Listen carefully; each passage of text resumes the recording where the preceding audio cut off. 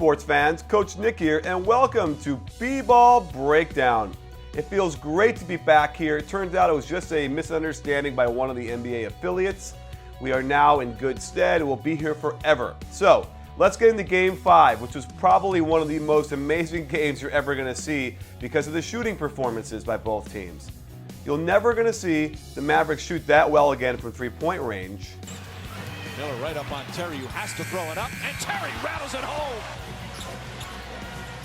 Barea trying to answer back, and he does. Haslam again, excellent ball denial. Terry, a long three, bang! And I think that LeBron James doesn't deserve all the criticism that he's getting. The dude got a triple-double in a crucial game in the NBA Finals. In the opening period, James gets inside, kicks it out. Mike Miller spots up for three. Bosh gets it inside. Before we go any further, I want to tell you that I was on a midday chat with some of the True Hoop guys, Sherwood Strauss, Zach Lowe, and Beckley Mason. I asked them if they thought that JJ Barea could possibly, given the right circumstance, be the next Steve Nash. And they thought it was a joke question.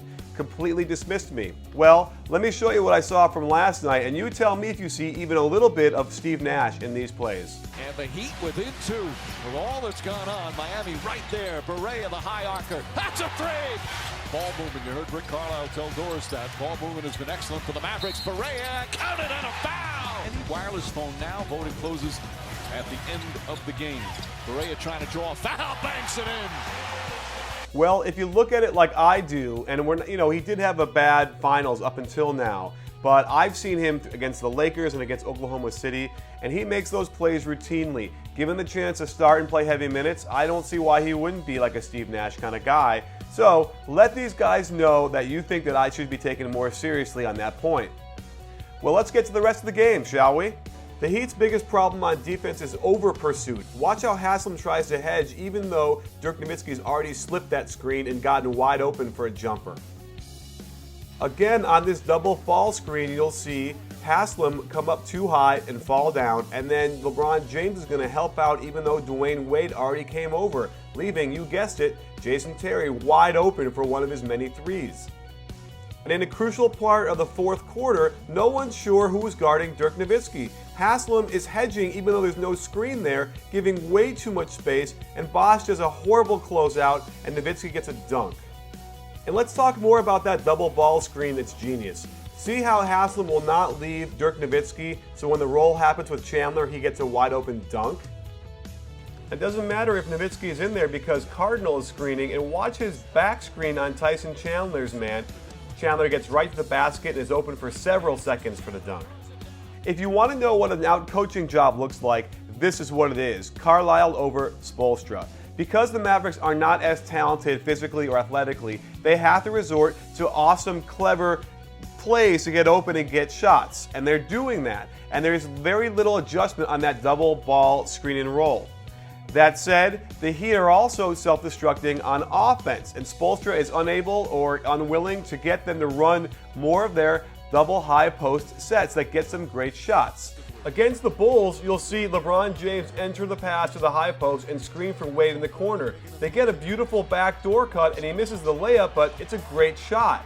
For some reason in the finals, Spoelstra has elected to not do that screen in the corner and simply screen the ball on both sides. They're still getting good shots, and Chris Bosh is the beneficiary of most of these sets, especially when Dallas pushes up and he can slip that to the basket and get a beautiful pass from the top. Here in Game 5, they run it again as a screen and roll, as a double screen on both sides of the ball, and they get good penetration and let Chris Bosh do his thing going to the basket.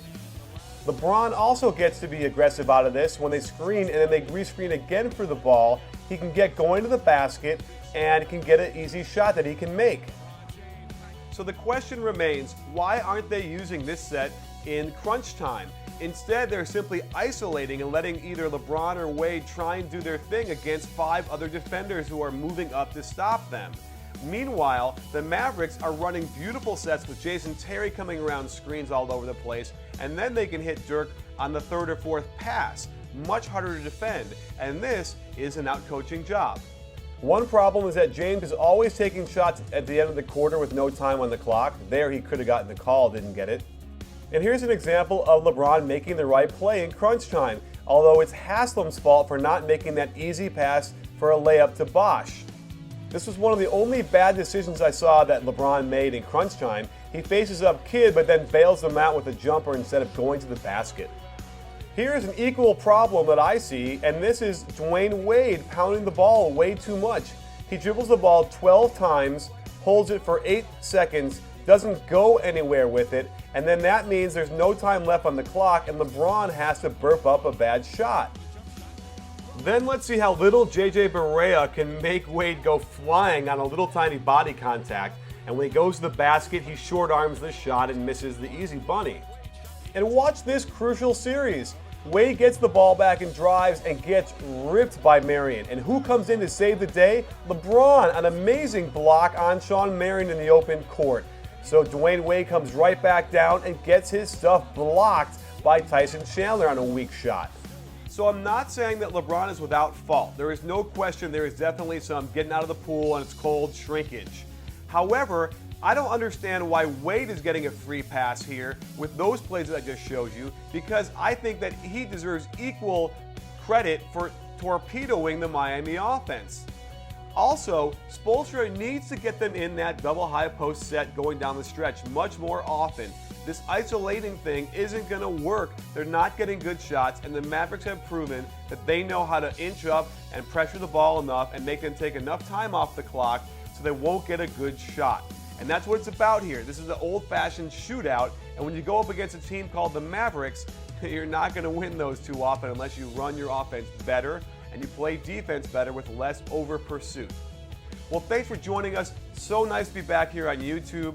Don't miss our post-game chat tomorrow. We had over 500 people come last time, and we had an amazing conversation. So don't miss it on our website at bballbreakdown.com. And don't forget, at B-Ball Breakdown, it's not a channel, it's a conversation. You win,